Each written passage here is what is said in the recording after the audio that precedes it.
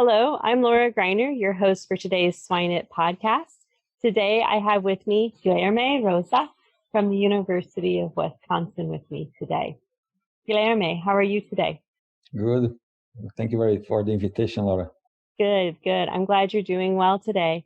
Guilherme is a professor at the University of Wisconsin in Madison currently, and I would appreciate it if you could give our audience a little bit more information about yourself. Well, thank you again for the invitation. It's an honor for me to be here speaking with your audience. So I'm originally from Brazil, and I have a BS in animal science. And during my undergrad, I got interested in research. So I did a master's in animal breeding and genetics. So I was very much interested in animal breeding and quantitative genetics at that time. And then I started getting more interest in the data analysis component of animal breeding and quantitative genetics. So I moved on to a PhD in statistics, applied statistics. And during my PhD, I came to the US, to the University of Wisconsin as a visiting scholar to do part of my research here. And then I went back to Brazil. I actually had a position as they call a kind of assistant professor in Brazil in a Department of Biostatistics at São Paulo State University. So I need to go back and pay the time that I was abroad. And then I was invited to come for a postdoctoral training. This was in 2000. So I came to the University of Wisconsin again to work in statistical genetics, statistical genomics. And then I went back to Brazil to pay another year down there. And then in 2002, I moved to the US. I was hired by Michigan State University. I was in the faculty there for 4 years, from 2002 to 2005, end of 2005. And then I was hired back here at the University of Wisconsin. So I did all the academic steps of assistant professor, associate, and now I'm a full professor here. That's wonderful. Guilherme, could you share with the group a little bit about some of the work that you're currently doing? So, as I said, I was interested and I started my career mostly in genetics. So I was working with data analysis applied to genetics. So there's statistical methods that we use to calculate like 𝘚𝘗𝘃s for selection of animals. And then more recently with genomics, so gene mapping and also the genomic selection approaches. But then within this animal breeding context, with these digital technologies and sensor technologies that allowed us to start measuring traits in a more efficient way, or measuring traits in some novel traits or better measured traits that we were interested. So what they call the high throughput phenotyping approaches. So that's a transition that I had from the traditional animal breeding research that I used to do and work with companies as well, towards more this kind of sensor technology. So I was first interested in high throughput phenotyping, but then I got into this topic that people call like precision livestock management or precision livestock farming. So that's where I'm working now. So still focus on data analysis, computational approaches for you to analyze massive amounts of data, some with applications in animal breeding, but others are more management, so early detection of disease, optimal management of feeding of animals, and so forth. That's where I'm working now. That's exciting. I know that's those, you said two words today, or two key phrases today that I think it's something that we hear all the time right now, and that's big data and precision technology. Right? And we certainly expect that that's going to continue in the ag industry. What would be some challenges that you see today with some of the experiences that you've had trying to incorporate precision ag and the big data technology into the ag systems? Well, I think there are many challenges, but I think the prospects and the future is great. So there are challenges because we need to train individuals that are capable to handle this kind of data. It's massive data, amounts of data that we gather now. And we need individuals so to handle it, to analyze. We need also to develop, adapt and develop sensor technology, digital tools that can be used in farms. We need to find ways to make it economically viable as well. So there are many things, many different components, and we see industry first, universities working in this. Europe start earlier. I think US was a little late, maybe a couple of years behind, but now USDA, NSF, so that there are specific programs funding research in this area. So universities are working on this. We are training students that are interested and will be able to do this kind of work for industry.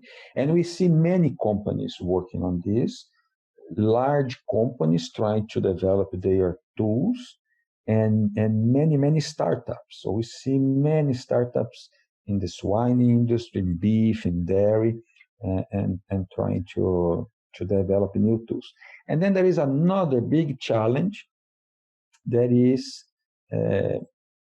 how to share data, how to integrate data, and how to extract useful information from the data, respecting privacy of the farmer, for example, respecting ownership of data. So it's another challenge that we have, and that's another topic that we have a lot of discussions between individuals in universities, in funding agencies, and industry. Yeah, for sure. Those are definitely challenges.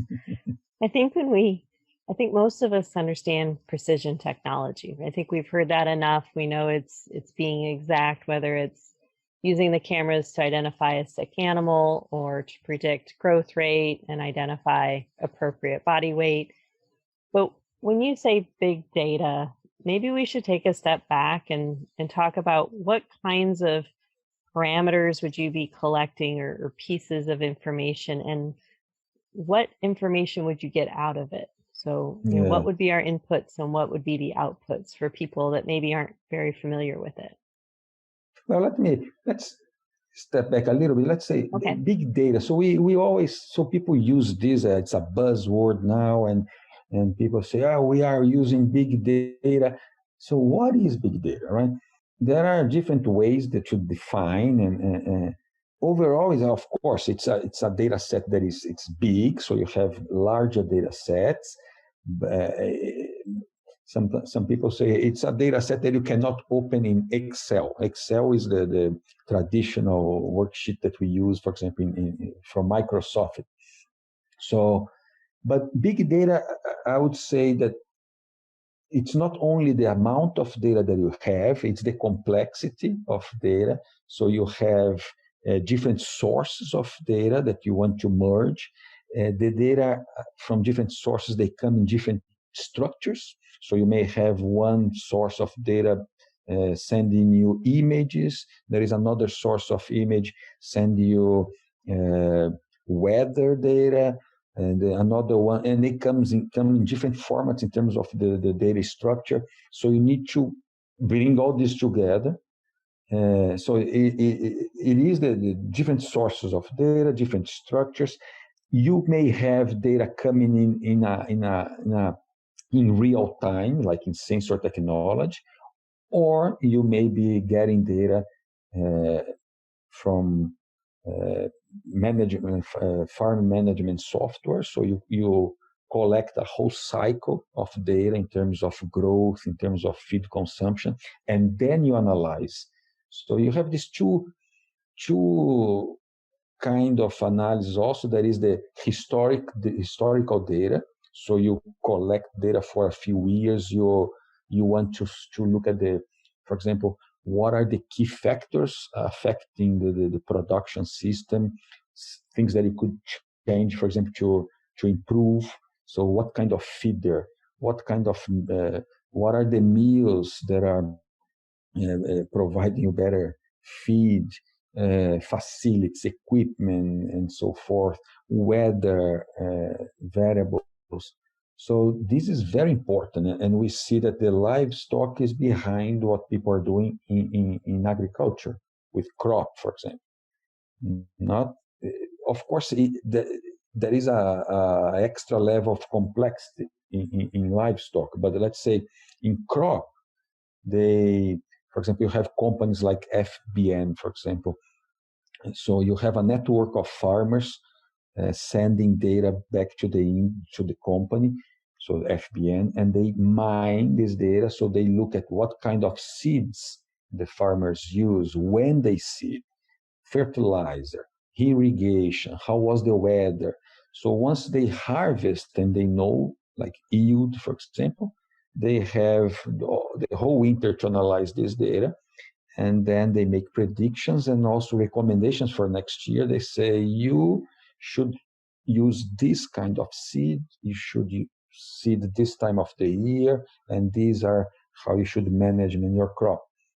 So in livestock is much more complex because we don't have this compartment, like the cycles, you have this overlap, and also a delay of things, like you change the diet today, you are going to see an effect maybe a few months or maybe a couple of years later, depending if you are talking about growth, finishing, or reproduction of sows, for example. So it's much more complex. So that's understandable why we are behind what agriculture is doing, but that's what we are trying to accomplish. So collecting data from a group of farmers. So you have the software, the farm management software, collecting data from the farm, and then we combine these with satellite images, with weather data, soil information, forage, depending on the species, if it's beef, grazing beef, dairy, pigs, poultry. So that's the idea, to collect data and mine, and this kind of analysis can help you to make predictions, so how much you should expect in terms of production, feed efficiency, mortality, and so forth. And you can also, like I said, to find what are the factors affecting the whole system, so that you can make interventions to improve the system. So this is one group of data approach that we use with the historical data. But then there is this real time with the advent of sensor technology and computer vision. So now we have real time management, and the data comes in real time. You need to process and take decisions in real time. So you are looking at the timing for like breeding time or feeding time, detection of disease, early signs of disease. So that's another different area that we still in the context of big data, but different approaches of computer and statistical approach that we use for these two groups of data sets. And they are complementary, and quite often happen together also. And that's what I was hearing you say, was all the descriptions that you were providing sounded like we were basically setting up for some modeling with our information, of course, on the one side. But when I think about what happens in the swine industry, pigs are in a barn for 6 months, and we change the diet 7, 8 times just in the natural course of the pig's lifetime from weaning to market. And then maybe we have a disease outbreak in there, or production changes their ventilation designs. And so we have a lot of variables going, right, all the time in animal production. And so my question, I guess, is when we think about modeling and creating some useful pieces of information with the constant changing of production practices, we would have to have an enormous amount of data to get a predictable model. Is that correct? Am I thinking about that the right way? Yes. And we need always to understand that when you analyze data, well, depend on the objective. So there are three main kind of objectives that we have when we analyze data. One is to summarize the data, and just, because if you give me a worksheet with 3 million rows and 50,000 columns, I cannot see anything, right?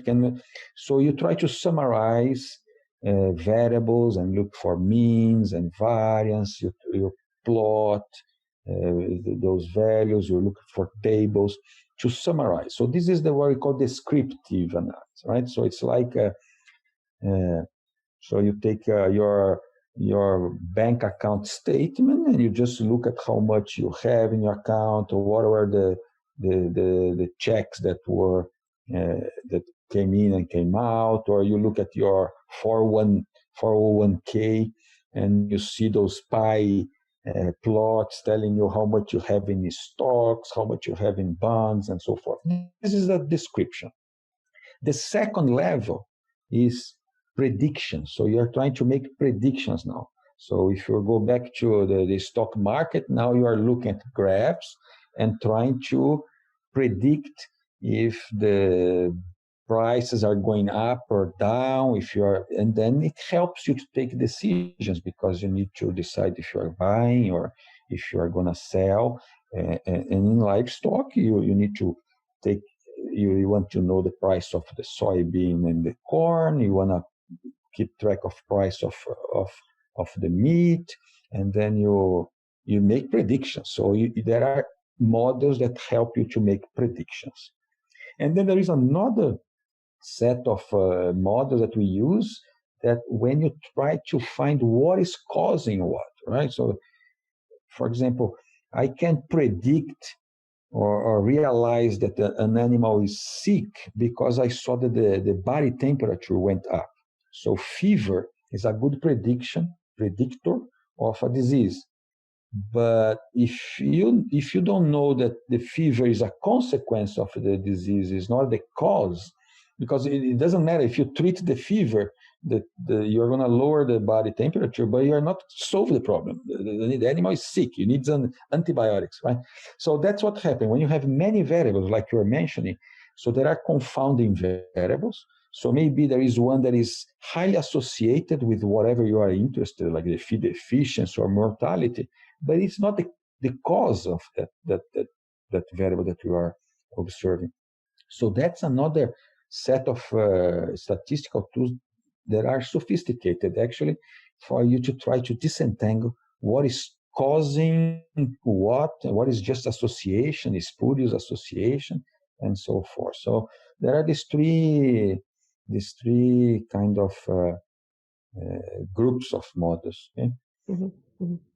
Yeah, and I think so much of what we do today when we think about data collection, it's all retrospective, right? Because unless we're in a barn and we're weighing the animals or have a way to record feed, it's retrospective. This is what happened at the end. And we also think about the data.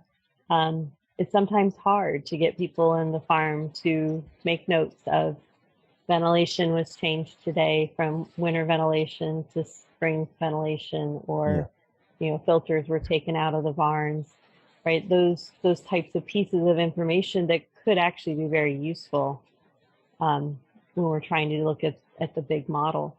So I think that's where maybe, and correct me if I'm wrong, but I think that's where the precision technology really starts to feed into this. Because if I have the cameras in the barn or the sensors in the barn, they can, of course, keep better records of temperatures, and they can record weight. And if we can get their carcass gain on a feed efficiency level daily, right? So if I make a change within 2 to 3 weeks, I should be able to know if I've influenced the barn rather than waiting until they go to market. Would that be a fair statement? Yeah, exactly. So we start talking about the data analysis, and maybe the potential application, but all this depends on very good data collection, right? So first of all, so if it's any farmer or listener is wondering how to get started on this, first think about the data that you collect and the quality of the data. And then once you start analyzing the data, you may realize that there are some key information that you need to start collecting that you are not.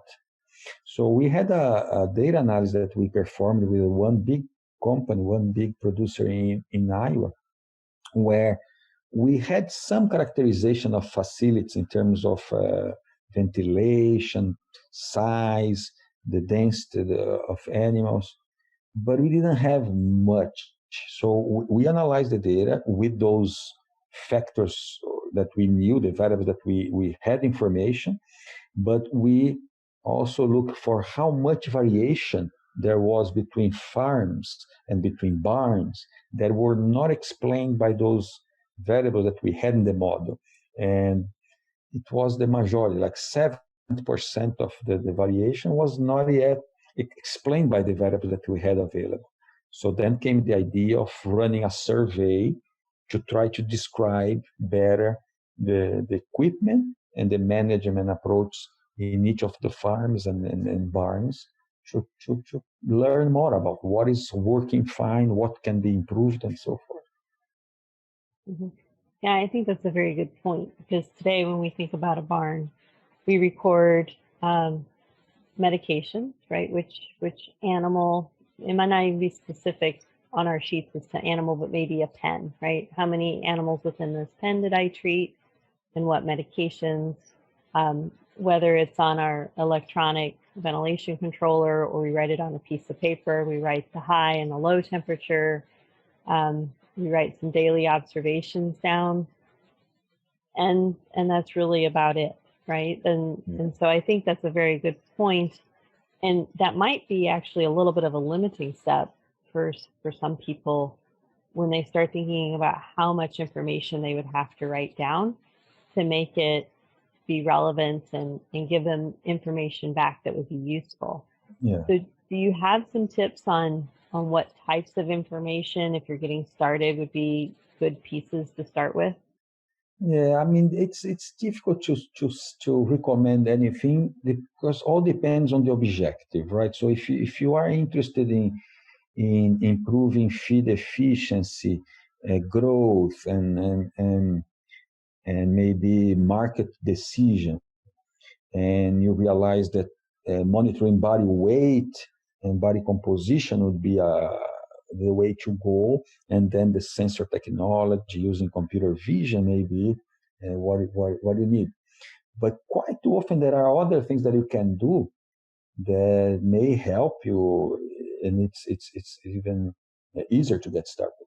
So this kind of analysis that we did with this company was so you start with what you have available, and then you try to understand or figure what else we could, where we could improve in terms of data collection, in new variables that you want to collect, or how often you need to assess that specific variable.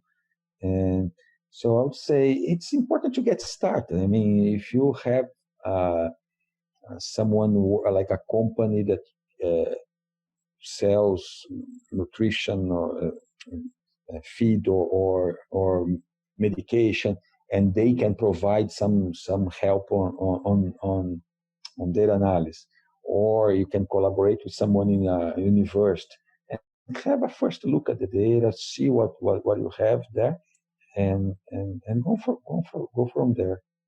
Mm-hmm. Mm-hmm. Very good point. And I think that's something that's very true. When we think big data, I think it's an easy concept for the larger companies because they have a large number of barns and a large number of pigs to get data very quickly. But can small producers use big data? Is it possible? Yeah. So that's the one very important component that we think in terms of all these technologies that are coming, in terms of the sensor technology and in terms of data analytics is how we benefit most with this when you think about larger producers, smaller producers, or even farmers in developing countries. So, but for sure, all this technology can help all levels. It's just the way we should adapt and find ways to use this with different farms. So while a big company can pay for sometimes developing in-house some of these things or hiring a service provider, others should maybe organize in terms of co-ops or associations and do this. And in terms of data, and also, I mean, data analysis, it's not expensive, I would say. Even small farmers would be able to participate. But again, you mentioned that the need of having a lot of data for you to be able to learn what are the interesting associations, what is really important or not, a spurious association. So this idea of networks of farmers, like we just mentioned in the crop area, I think that's how we need to go. So when you look at more fragmented industries like dairy care or beef care, there is no way, I mean, to go if not working together with other farms. When you look at pigs, it's variable. You may have big producers like companies with hundreds of farms, and you may have small farmers. So again, those that have a cluster of farmers can implement something sophisticated on their own. Some other smaller farmers may need to get together or have a service provider that helps this building this network where people send in data and get information back. I think that's a very good point. So we do currently have people that maybe are in a buyer's group or a selling group. That might be a very good place to start, to line those people up, to start collecting their data and bringing it together. So what if we have someone today who's really excited about big data and they want to start putting their company into some type of a big data system to start getting some information back? Where's the next step? I mean, I know we talk a lot about it and there are a few groups doing it, but what's the next step for our producers? Who do they reach out to start that process? Like I mentioned before, there are so many different tools, some like for monitoring real time the behavior of animals, the feed management, some in terms of analyzing like historical data, like I said, there was retrospective analysis. So depending on the interest, there are some startups that you can look for, some like for body weight monitoring in beef, in dairy, in pigs. There are some startups that you can contact. If it is interesting more in maybe getting the retrospective analysis, maybe a good approach would be to approach a university faculty and see how they could do. We are very interested in this. We are. I'm working in two ways here, two components. One is more the research, and we look for grants from national funding agencies mostly, but sometimes industry as well. And we look for partnership with producers. So we need the data, and we need funding, and we have the expertise. So these the three components working together can do beautiful things. And the other is that we actually are we have a startup or in the computer vision area, and we are developing different tools to monitor behavior, to identify and keep track of animals, all using images and feed management and so forth. So the same way we have a startup, there are some other startups with pigs, with beef, with dairy, and it's one thing is talk to them and see what they provide. If fits you, if you may try to see if because it's like in big data, everybody says that they are doing big data and everybody says they have sensors that are going to make you rich. So you need farmers, of course, they are very much feet on ground. They want to say, okay, what is the return on investment? So whenever someone offers something to you, you start small. I mean, let me try. So install this equipment here. I'll see how it works. And if it looks good, then we expand. Don't jump whole body directly or head down, because you never know. Right. I know very serious and people working in this, and some others that are just blah blah blah. Yeah, I think that's a very good point. There's certainly a lot of discussion out there of camera technology and people interested in doing it. So definitely do your homework. From what I'm hearing you say, exactly. Ask the appropriate questions. Make sure it's a company that can give you the information that you need. Even a startup company should be able to talk to you about where their core values or core goals are, and make sure they line up with what you want your business to have from an informational standpoint. Exactly. Good. Well, looks like we're kind of wrapping up on our little time of discussion. So are there any key takeaway points you would like our audience to have today? Very, very interesting. I'm excited with this new era of precision livestock farming. I think it's going to help the whole industry, because consumers are concerned about the well-being of animals. They want to know where their food is coming from. They want to make sure that if there is, the traceability, if there is any disease outbreak, we are going to get in time.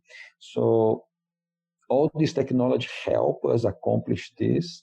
And then precision feeding, precision reproduction. There are so many applications where I see this technology helping us improve the efficiency of production, and you decrease waste. For example, feed management. If you optimize feed management, for example, the mixing of diets and the amount of feed that you serve to animals, so you decrease the waste of feed, so contributes to the environmental sustainability also. So it's good. And then another component is that we see the young people quite often moving from their family farms to the cities. They don't want to stay in the farm. So I think this technology will also help keeping the young people in the farms, because now they see that the same technology that they are using in self-driven cars, we are using to monitor animals, to identify individuals, to monitor the behavior and so forth. So it's computer science, it's biological engineering. So there are so many. So the need will be there, and hopefully the interest from young people will come as well. Mm-hmm. Yes, I think you bring up some great points. How big data and sensor technology or precision technology can, of course, improve our sustainability in agriculture across the world. Certainly, it helps provide that information to the consumer, which we didn't even talk about today. And I do like your point as well about keeping our young adults invested in agriculture, even if it's in a little different way than maybe what you and I might know as conventional ag, right? Being there with their phones and their computers and talking facial recognition and some of the really amazing technology that's there. So I think those are great points, Guilherme. As we kind of wrap up today, we do like to ask a couple of questions from our guest speaker. The first one we like to ask is, do you have a particular resource book that you use a lot in your profession that you would recommend to our listeners? Well, because I work across the species, I quite often have, I mean, for pigs, for example, if I have specific, podcasts are interesting. So there are two things. I mean, when I want to listen to things that I'm not looking for a specific question or answer. I just want to listen to what kind of ideas people have. So podcasts are very interesting. And when I have a specific question, so I'm developing a tool to help feed management, and I want to look at the specifics in terms of feeding. So then I go to specific books or National Pork Producers Council and look for material there and so forth. Mm-hmm. Wisconsin Pork Association is another place. So websites I use a lot. Mm-hmm. Well, that's still very good. And we've had other guest speakers say the same thing. They like to find the bits and pieces all over wherever the best information is. Yes. So when you're not working on big data and precision technology, are there any books or resources that you enjoy in your free time that aren't specific to your career? I like grilling. I like, so coming from Brazil, our style, it's a lot of beef, but also pork and poultry and grill, right? Open fire and the beef is mostly the Texan approach, like direct fire. So the three flavor, so the crusty outside, the fat, and the medium rare inside. But now that here, especially during this year of COVID lockdown, one of my sons and I, he loves grilling. Also, he for birthday, he asked a sausage meat grinder and sausage maker, and he got. And then my birthday comes 1 month after him. I said I want a smoker,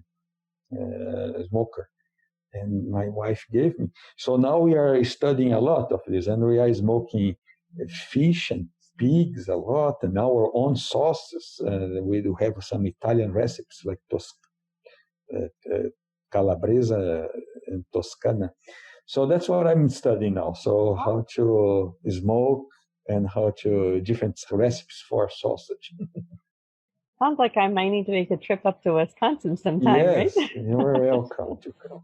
Oh, that sounds like a great thing to do, especially with your family to connect and to have some enjoyable time. It was a good thing for us during this tough time of COVID. Yes. I didn't make a lot of bread over COVID. I already knew how to make bread, but we learned to make lots of new recipes. So cooking was the one way our family connected too. So I think that's a great thing to do. The last question I have for you really is about when you think about people in your profession within the industry, and you think about them as successful. So imagine somebody that you think is successful. What would be a couple of key qualities or characteristics that you would identify that you think would make them successful? Yes. Well, we always look for people that want to accomplish, want to achieve, so the achievers, right? So you when I recruit students or when I see friends that are successful, we always see there's individuals that want to do something different, and they don't wait things to happen. They go and chase for their dreams. But now, one thing that I see, and when you have kids, you are always looking for what is the best way to raise your kids and what you want them to know.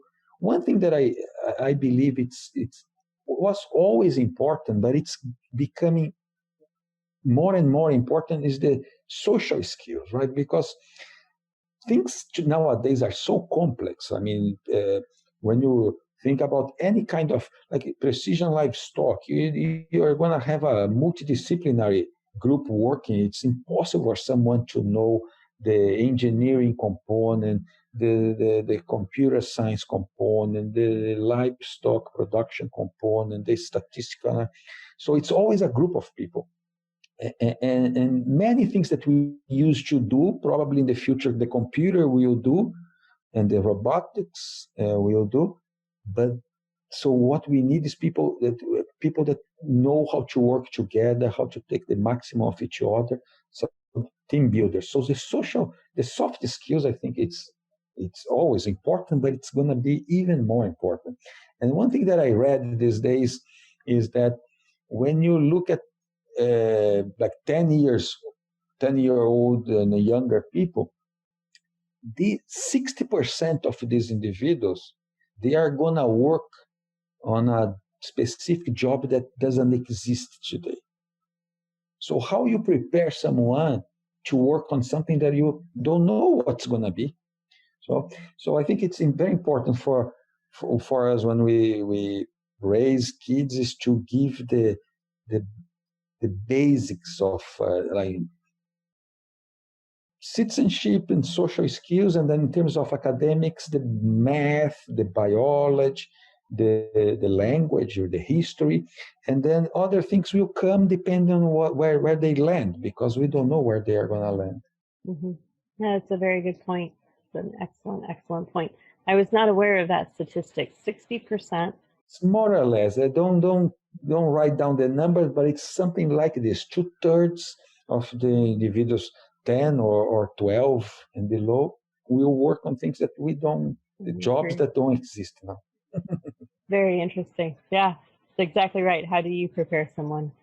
So I think creating that foundation is always key for success. Absolutely. Yeah.